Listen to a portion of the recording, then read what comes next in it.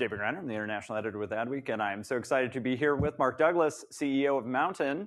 Mark, it's so good to see you in person. Thanks. Great to see you too. Great to see everyone, actually. All right, we've got a lot to talk about. You have been growing quite an empire with MNTN, so I'm fascinated to hear about that. First, just for the folks who don't know, give us the 30-second pitch of what MNTN does. Yeah, so MNTN is an ad tech company that has brought performance marketing to television. And so television has traditionally been this brand advertising vehicle. And we thought with the advent of streaming, it was an excellent opportunity to essentially turn television for the first time into a true performance channel like you have with paid search and paid social, and now with performance TV, which is the MNTN platform. So you've had some very high-profile acquisitions over this past year. It's been a very busy year. I'm sure many folks saw Maximum Effort. The agency content studio was acquired by MNTN. I think that one was run by Ryan Reynolds. Yeah, to check your notes on that one? Yeah, I just couldn't remember. And then more recently, QuickFrame. Those are both very content creation heavy companies. Tell us about the strategy, what that can tell us about how you're growing. Yeah, so when we look at the market, we see an opportunity to really expand the number of advertisers for television, which is great. We want challenger brands, emerging brands, even traditional brands have used TV to really be able to do more on TV. But as 2/3 of our customer base have never advertised on television before, so one of the biggest challenges they have is they don't actually have TV commercials. And so we decided to take that on and create a solution where the television commercial can be bundled with the actual media spend, and just to bring television to all these new brands and all these new companies that hadn't really had access to it before. Yet along the way, you're creating things like creative as a service, and these more kind of they feel like they're aimed at making content creation more accessible and more consistent. So it's not just once a year we have a big $500,000, $1 million TV production. Yeah, exactly. And so one of the things we also thought or think is that rather than a TV commercial being this huge, expensive production, if you look at like social, like TV commercials don't cost $500,000 or you know hundreds and hundreds of thousands of dollars for social. So we thought also you definitely want that kind of investment, especially as a brand maybe going through a transition. But you also want ads that are culturally relevant, in the moment, fast to produce, and really fast to get out into the world. And so that's where creative as a subscription comes in. And that's where MNTN and the other company we acquired, QuickFrame, come in to kind of deliver on that vision. As well as we're talking to a lot of creative agencies, and love to have that work with them also on this idea of bringing kind of accessible, fast, culturally relevant creative to any company. That's our goal. And you've touched on this, but I wanted to spend a little more time on how this is changing the makeup of the kinds of brands, the kinds of advertisers you see on your television. I think we all remember those very earliest days of ad-supported streaming, where it was like the one brand on every break showing you the same ad over and over. And now you really are discovering new companies when you sit down and watch some of these connected TV. Yeah, when we talk to a lot of the TV networks just all the time. And what's been surprising to me is consistently every TV network, I'm talking, people run these networks, they want more advertisers. They don't want television to be this medium that's exclusively available only to the world's largest advertisers. And so, we work with advertisers of all size, billion-dollar companies to emerging startups, and bringing all those new brands and products. Ultimately, a consumer just wants to find something that they like, and the commercial should be entertaining, right? They want to be entertained. And so to be able to, again, bring down the cost of creative, make it more frequent, so you don't have to have like one shot at getting your message. That's what we're after. And it's been surprising to see that that's what TV networks want also. They don't want just large brands on their network. So that's exciting. And it also brings optimization, A/B testing, a lot of the stuff that used to really be kind of the sole territory of banner ads and things like that. And now you're able to, through your software, really compare and adapt. Yeah, so the thing when we call it performance TV, the performance is measurement. It's being able to target precisely, use data that the ad industry has had in paid search and paid social, to really reach the consumer that may be interested in the product that you have or the service that you have. And to combine that with attribution, like how is this truly performing? How many visits am I getting in my brand? How many people are actually purchasing to justify the ad spend? So we typically see actually that companies come on our platform, they scale up their ad budgets very quickly. And they're doing that because they're getting precise data on exactly how it's performing. They're not doing, brand lift studies can be great, but that's not how streaming needs to be measured. With what we're doing and other companies are doing, really measure like what exactly is happening here, what exactly is the result, and then adjust your budget appropriately. I wanted to mention to everybody, we will be taking questions at the end of this. So be thinking about your questions for Mark, whether you're watching virtually or if you're here in the audience. So we'll leave plenty of time for that. I wanted to go back to cast our memories back to the 1980s. Adweek did, for our 40th anniversary about 3 years ago, several of us editors tackled a specific decade, and I was assigned the 80s, which was super fun. Yeah. And I called Keith Reinhardt, who ran, he created all the beloved McDonald's ads when he was at DDB that ran through the 80s, these iconic parts of my childhood, right? And I asked him, I'm like, what do you think is the biggest thing that happened in the 80s that changed advertising? And I thought he would talk about the rise of TV. I thought he would talk about cocaine. I don't know. Instead, he said, There's a lot of it. He said that it was the divorce of media from creative. And he thinks that it was the worst thing that ever happened to advertising, because he said we were just starting to reach this golden age of creative fueling media, really being an incredible partnership. And he's like, we've never recovered from it. It feels like we're starting to. You're seeing companies like yours bringing the media and creative back into the same equation. Yeah, I had an interesting conversation with someone, and they said your Mountain is bringing back like the Mad Men, like where the creative is front and center. And I think there's a lot of truth in that. Ryan Reynolds is our chief creative officer. I spoke to Ryan one time, and he said, it took 8 years to create Deadpool, but we can create an ad for a brand literally in a weekend. And so, as someone who he loves to create content, like he loves 30 seconds to be able to tell a story in 30 seconds. And so I think, that divorce was a problem. The second thing that was like killed creative was paid search. You can't get any further away from telling a creative story than paid search.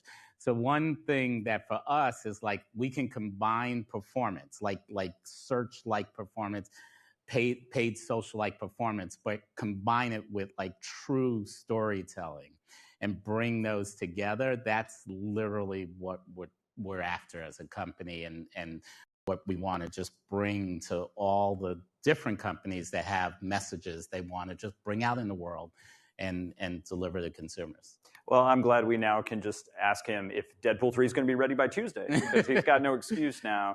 Obviously, Ryan is part of a trend that's not necessarily a brand new trend, but of celebrities getting into the advertising space, the media space, the platform space. Yeah.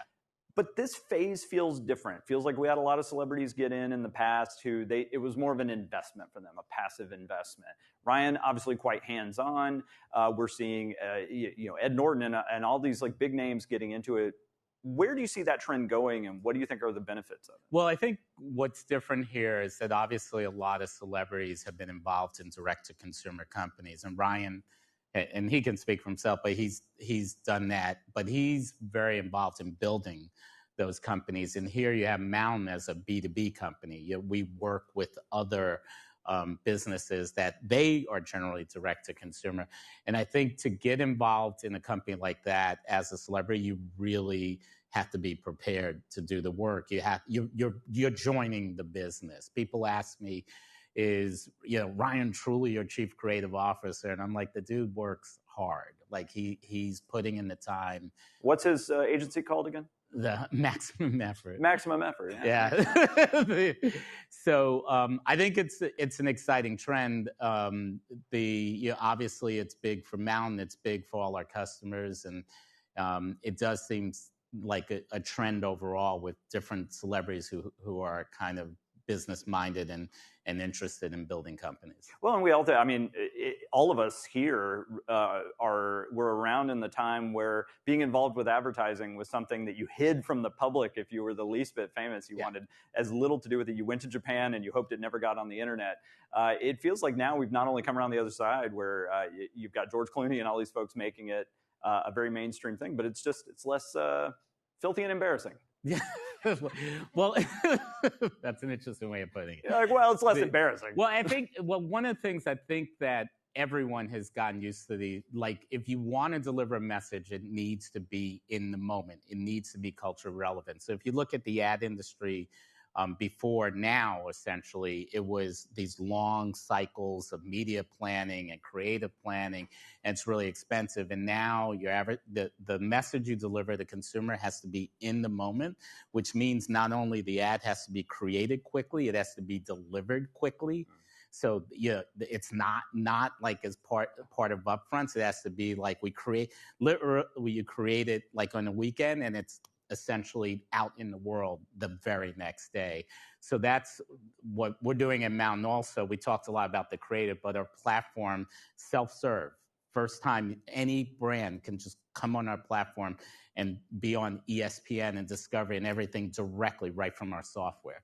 So it's marrying those two: quick creative, quick culturally relevant creative with software that's just as fast. That's kind of I think the magic moment where creative is just about telling your story. It's not like selling the consumer anymore. Well, so let's talk a little bit about, and be thinking about your questions. Don't forget, we're going to have Q&A in just a minute. But when I was looking under the hood and you were helping me see like how the platform works, I think what really struck me is there are parts of this platform that can do the job that when I worked at a full service ad agency, we had an entire studio doing a lot of these kind of resizes that all you can just click now. Right. What would you say to, along the way, this is going to create some existential dread for certain folks in the industry. If someone came to you and said, the way we have it is fine, we don't need to change the way that TV buying is handled. Yeah, well, it goes back to what your point about separating media and creative. And I think the media world became very like kind of delivery focused and media buyer focused. And there's nothing fundamentally wrong with that. But I think the brands, I made that comparison to like Mad Men, they want the strategy also. So I think what you'll start to see with streaming is a bigger focus on strategy for the agency, and then execution of the campaign will be more based in software. And I think it's better for the brand, better for the agency, better for everyone involved. And part of that is the speed I'm talking about. Like the speed we have in advertising in linear is partially set up because there's so many people doing so many things manually. So if we can automate more of that, we can increase the speed. Everyone still has a role to play, but doing a lot more for the brand, a lot more for the consumer, and ultimately the agency. Well, in a second, we'll look at some takeaways that we want to make sure that the audience keeps in mind after this talk. But first, I'm just curious, where do you see this industry, this sector in 5 years? How will the upfronts be different? How do you think everything's going to change in 5 years? Well, this is a slightly loaded question. I think you asked me that once before. But I think I said, I think we've already reached peak upfront. I think the world that... I just want to get you to say it on stage. Yeah, say it publicly. Yeah, I mean, I think upfronts play a role, especially in things like sports and certain entertainment. But I think for most companies and even for the industry, it's not a natural motion to be committing your ad spend for 2023 in Q1 of 2022. So I think you're going to see streaming bring more in the moment activity. And also, I think you'll actually see brands spend more. Flexibility usually leads to more spend, not less spend. So that's my prediction. Well, let's take a look at the takeaways. Then you can just kind of walk us through what you want folks to remember. Sure. I'm going to actually turn around because I want to make sure I get them right. Like, so I think we talked about all these. So the basically speed. I think most advertisers starting to expect I can move as fast on television as I do on social and other channels, just even earned media, but just especially paid media. And so that's what we should be looking for in terms of the streaming world. And then the second thing, for